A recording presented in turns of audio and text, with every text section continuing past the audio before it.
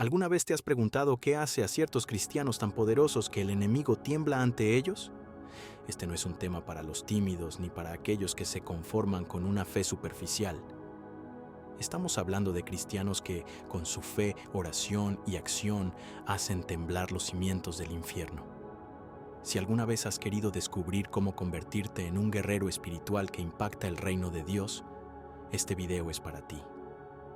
Hoy exploraremos los 5 tipos de cristianos que Satanás más teme. Prepárate, porque el último tipo no solo es el más poderoso, sino también el que puede transformar por completo tu caminar espiritual. Antes de comenzar, te invito a suscribirte al canal, dejar tu like y compartir este mensaje con alguien que lo necesite. Vamos a sumergirnos en esta poderosa revelación. 1. El cristiano que vive en oración. ¿Sabías que tu vida de oración puede marcar la diferencia entre la victoria espiritual y la derrota? No se trata solo de pedir cosas a Dios.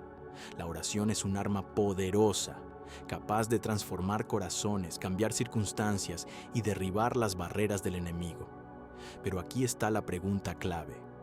¿Cuánto tiempo dedicas realmente a esta práctica vital? Si piensas que unos pocos minutos al día son suficientes, este mensaje cambiará tu perspectiva. Narrativa bíblica. Imagina por un momento a Daniel, un hombre en un lugar hostil, rodeado por un reino que adoraba a otros dioses. ¿Qué lo mantuvo firme? Su compromiso de orar 3 veces al día, sin importar las consecuencias. Cuando fue lanzado al foso de los leones, no era un acto de suerte lo que lo protegió, fue su comunión constante con Dios. Daniel 6:10-23 relata cómo su hábito de oración no solo lo salvó, sino que también impactó a todo un reino, llevando al rey Darío a proclamar: el Dios de Daniel es el Dios verdadero. Profundización. La Biblia nos llama a orar sin cesar. Primera a los Tesalonicenses 5:17. Esto no significa estar de rodillas 24/7, sino vivir en una conexión continua con Dios. ¿Cómo se ve eso en la práctica? Puede ser un susurro mientras trabajas, una oración en tu mente mientras conduces o un momento de gratitud antes de dormir. Esta constancia es lo que separa a los guerreros espirituales de los cristianos pasivos. Reflexión. Personal. ¿Sabías que las personas que oran regularmente experimentan niveles más bajos de estrés según estudios recientes? La ciencia confirma lo que la Biblia ha declarado durante siglos. La oración trae paz. Filipenses 4, 6-7 nos exhorta. No se inquieten por nada, más bien, en toda ocasión, con oración y ruego, presenten sus peticiones a Dios y denle gracias. Más ejemplos bíblicos. Elías. Su oración detuvo la lluvia durante 3 años y medio. Santiago 5:16-18. Cuando oró nuevamente, los cielos se abrieron.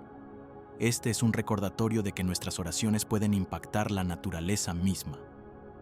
Jesús. Antes de tomar decisiones importantes como elegir a sus discípulos, Jesús pasaba noches enteras orando. Lucas 6:12-13. Si el Hijo de Dios necesitaba tiempo en oración, ¿cuánto más nosotros? Transición. Ahora que entendemos el poder de una vida de oración, ¿qué pasos tomarás para hacer de esta práctica una parte esencial de tu vida? Recuerda, el enemigo teme a un cristiano que ora porque sabe que esa persona está conectada con el poder divino. 2. El cristiano que conoce la palabra de Dios, ¿qué harías si te enfrentaras al enemigo sin armas? Esto es exactamente lo que ocurre cuando un cristiano descuida el estudio de la Biblia. En un mundo lleno de mentiras, confusión y ataques espirituales, la palabra de Dios es nuestra única arma eficaz. Hebreos 4:12 nos dice: porque la palabra de Dios es viva y eficaz y más cortante que toda espada de 2 filos. Sin ella, estamos indefensos. Con ella, nos convertimos en guerreros espirituales capaces de desmantelar cualquier estrategia del enemigo. Narrativa bíblica. Cuando Jesús fue tentado por Satanás en el desierto, no debatió ni discutió. Cada vez que el enemigo intentó engañarlo, Jesús respondió con una frase contundente: escrito está. Mateo 4:4, 7, 10. Esto no fue casualidad. Jesús, incluso siendo el Hijo de Dios, había memorizado las Escrituras, demostrando que el conocimiento de la palabra es esencial para resistir las tentaciones. Imagina si Jesús no hubiera estado preparado. El enemigo podría haber tenido ventaja, pero él sabía qué decir, y cada respuesta debilitaba los ataques del maligno. Profundización. Conocer la palabra de Dios no es simplemente leer algunos versículos ocasionales o escuchar sermones dominicales. Es un compromiso diario y profundo. Josué 1:8 nos exhorta: Nunca se apartará de tu boca este libro de la ley. Medita en él de día y de noche, para que cuides de hacer todo lo que en él está escrito. Así prosperarás y tendrás éxito. Este mandato no es solo para líderes como Josué, es para todos nosotros. La Biblia no es solo un libro, es un manual de vida, una carta de amor de Dios, un mapa espiritual y una espada para la batalla. Cuando la conocemos, no solo estamos equipados para defendernos, sino que también podemos ayudar a otros, guiándolos hacia la verdad. Reflexión personal. ¿Cómo está tu relación con la palabra de Dios? Si la Biblia es el alimento espiritual, ¿estás bien alimentado o espiritualmente desnutrido? Reflexiona sobre esto. ¿Cuándo fue la última vez que dedicaste tiempo a un estudio profundo y significativo? ¿Lees la Biblia para marcar una casilla en tu lista diaria o para descubrir la voz de Dios? El salmista escribió: En mi corazón he guardado tus dichos, para no pecar contra ti. Salmo 119:11. Esta declaración no solo muestra devoción, sino también estrategia. Al guardar la palabra en su corazón, el salmista se preparaba para resistir el pecado. Hoy, muchos de nosotros enfrentamos constantes tentaciones en forma de distracciones, dudas y falsas enseñanzas. Tener la palabra grabada en nuestra mente y corazón nos protege. Ejemplo bíblico adicional. El salmista escribió: En mi corazón he guardado tus dichos para no pecar contra ti. Salmo 119:11.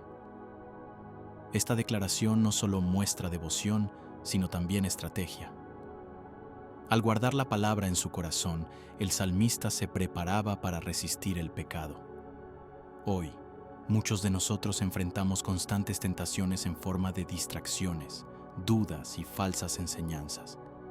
Tener la palabra grabada en nuestra mente y corazón nos protege. Más. Historias bíblicas. Timoteo. Pablo elogió a Timoteo por haber conocido las Escrituras desde niño. 2 Timoteo 3:15.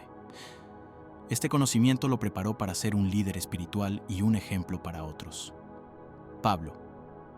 Como fariseo, Pablo tenía un conocimiento profundo de las Escrituras y después de su conversión usó ese conocimiento para predicar y establecer iglesias. La importancia del discernimiento. Conocer la palabra de Dios también nos protege de las falsas enseñanzas. 2 Timoteo 4:3-4. Advierte que habrá un tiempo en el que la gente buscará maestros que digan lo que quieren oír, en lugar de la verdad. Esto ya está ocurriendo. Los cristianos que no conocen la Biblia son fácilmente engañados, pero aquellos que estudian y meditan en ella pueden discernir la verdad del error. Transición. Conocer la palabra de Dios no es solo una práctica personal, es una responsabilidad espiritual. Al profundizar en la Escritura, no solo te fortaleces a ti mismo, sino que también te conviertes en una fuente de luz y verdad para quienes te rodean. Esto nos lleva a la siguiente característica: vivir en santidad, el reflejo visible de una vida transformada por la palabra. Tercero, el cristiano que vive en santidad. ¿Qué significa realmente vivir en santidad? Para muchos, la palabra santidad parece estar fuera de alcance, algo reservado para unos pocos elegidos. Sin embargo, la Biblia es clara en su llamado: sed santos, porque yo soy santo. 1 Pedro 1:16. Vivir en santidad no se trata de perfección, sino de una elección diaria para separarnos del pecado y dedicarnos a Dios. Este tipo de vida no solo honra a Dios, sino que también pone un muro de protección espiritual contra el enemigo. La importancia de la santidad. La santidad no es opcional, es una señal de nuestra relación con Dios y de nuestra identidad como sus hijos.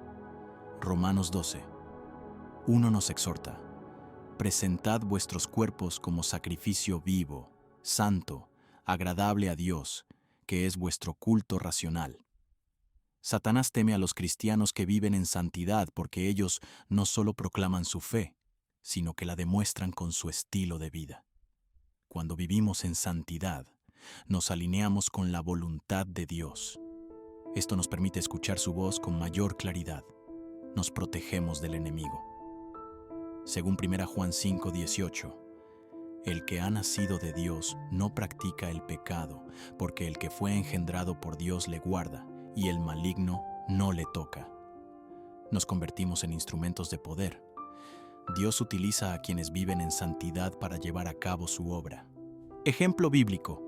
Considera la vida de José en Génesis 39.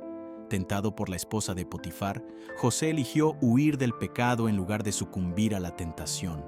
Su decisión de vivir en santidad no solo lo protegió, sino que también lo posicionó para cumplir el plan de Dios en su vida.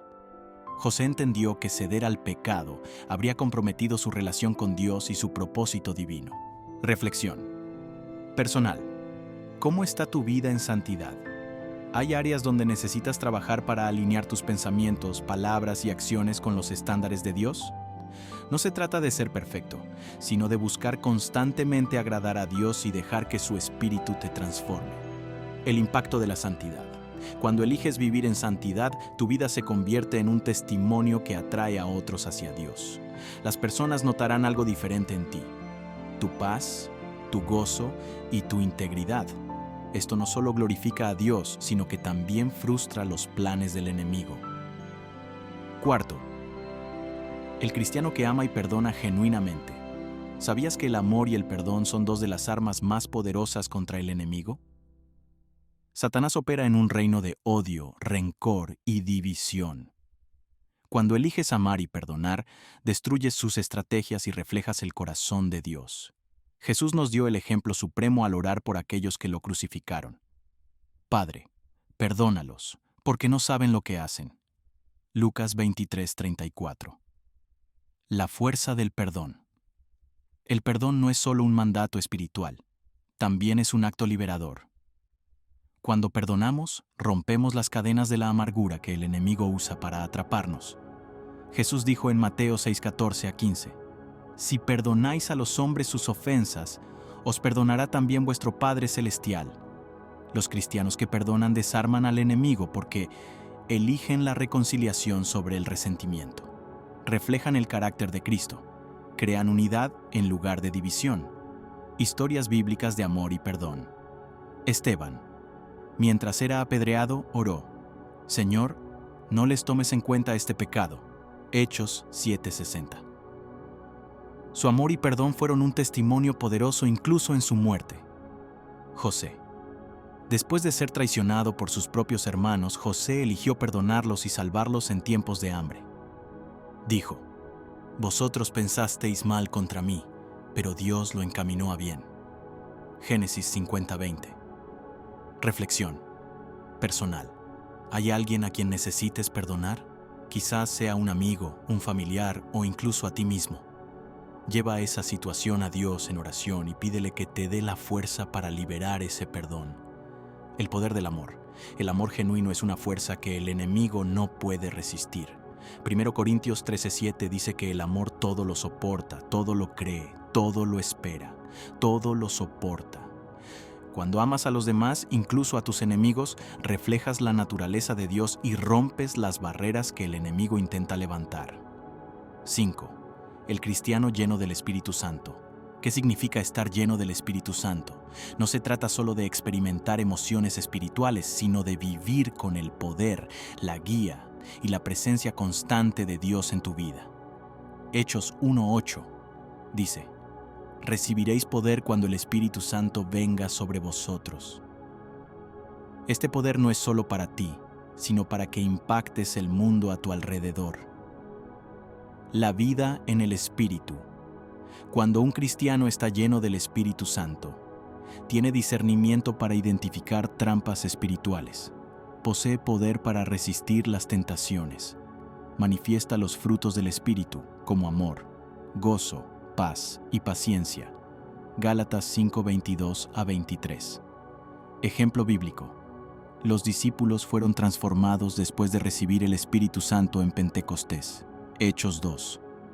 Antes, eran hombres asustados y confundidos. Después, se convirtieron en predicadores valientes que cambiaron el mundo. Este mismo poder está disponible para ti hoy. ¿Cómo ser lleno del Espíritu? Busca a Dios en oración.